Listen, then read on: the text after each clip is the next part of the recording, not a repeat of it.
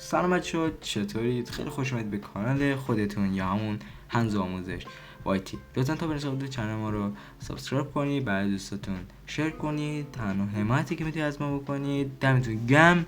بریم سراغ ویدیوی خفن و جذاب. بچه‌ها امروز اومدیم به شما یاد دادیم که چطوری تامنیل بزنیم با موبایل و یک تامنیل حرفه‌ای و قوی برای موبایل بزنیم که خیلی هاتون درخواست داشتید و بدون هیچ کندی بریم سراغ ویدیو خفن و جذاب زیبایی دیگه. Let's go. خب دوستان، شما به دو برنامه نیاز دارید، اینشاد و چی بچه استوری فونت که همه رو میتونی از طریق مایکت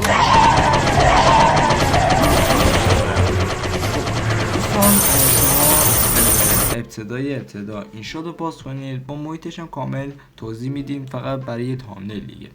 خب دوستان عزیز، شما اولین کاری که نیاز دارید به یک بک‌گراند نیازه که ابتدا میرید تو کرومتون و بک‌گراندی که سرچ میکنید. چی سرچ میکنید بچه‌ها؟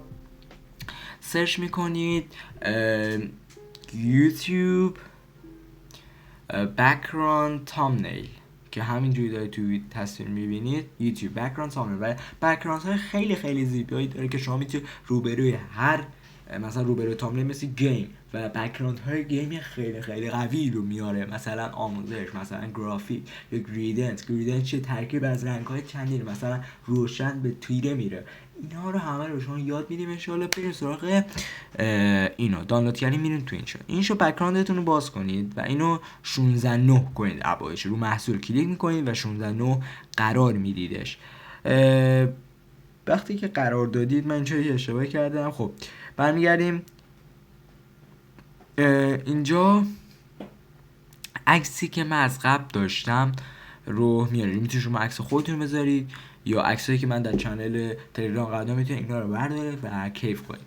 خب قرار میدیم بچه‌ها شما میتونید یه استیکر یوتیوب هم بردارید که من از قبل برداشتم چون میخوام بندازم پشتم. این تامنیل ساده است ولی خیلی خیلی یوتیوب اینو قبول داره و یه تامنیل که به شدت، حالا شما توی 5 دقیقه اینو درست کردی ولی من اینو دارم به شما با کامل توضیح میدم. بهشون حالا تو فتوشاپ میریم، تو افتر افکت میریم، تو بخش پریمیر میریم، تو بخش کپ کات، اینا همه رو به شما توضیح خواهم داد. من نصف از اینامو با این ادیت میکنم. خب شما اینا یه اوپیتیتی رو کم میکنید که حالا نمیدونم الان 57 بسیار عالیه و چون من اینا رو از قبل انجام دادم دوباره بک میدم و اینجا بک میدم چون از قبل انجام دادم اینا رو، الان بک میدم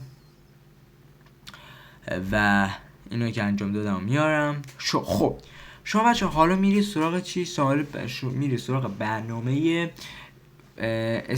استوری فونت. حالا بچه این استوری فونت 80% رایگانه، 20% پولیه که شما یه چی متن رو مینویسید تو بخش بالا فونت کپی فونت میزنید تا این کیبوردتون بره. حالا وقتی که زدی اینجا بستنه داره، فونت داره، رنگ داره، انیمیشن هم داره. انیمیشن بچه برای ویدیوش استفاده میشه که ما زیاد نیاز نداریم. خب اینجا هم فونت های مثلا کره‌ای داره، ژاپنی داره، بعد و غیر ایرانی هم داره که شما میتونید ایرانیش هم انتخاب کنید و استفاده کنید. حالا ما اینا رو کپی رو میزنیم، کپی متن رو میزنیم بچه‌ها بالاش و میزنیم میره داخل، بزنیم رو اینشات.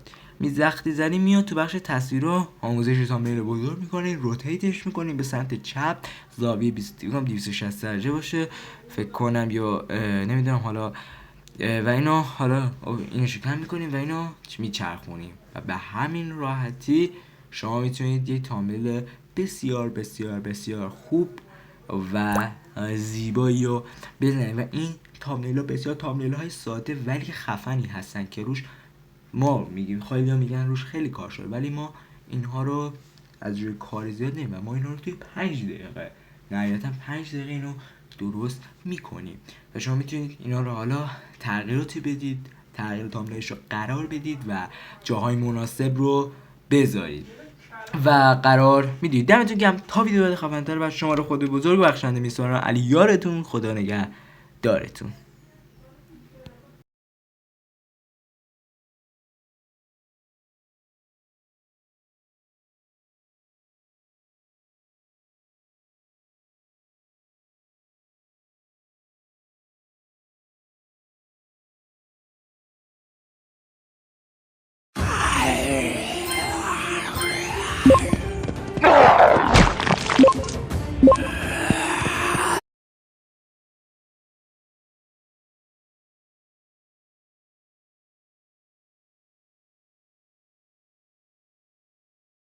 خب رفیق رسیدیم به انتهای ویدیو. دمت گرم که تا آخر ویدیو ما همراه بودی. بازم میگم چنل من سابسکرایب کن. دمت گرم. فعلا خداحافظ.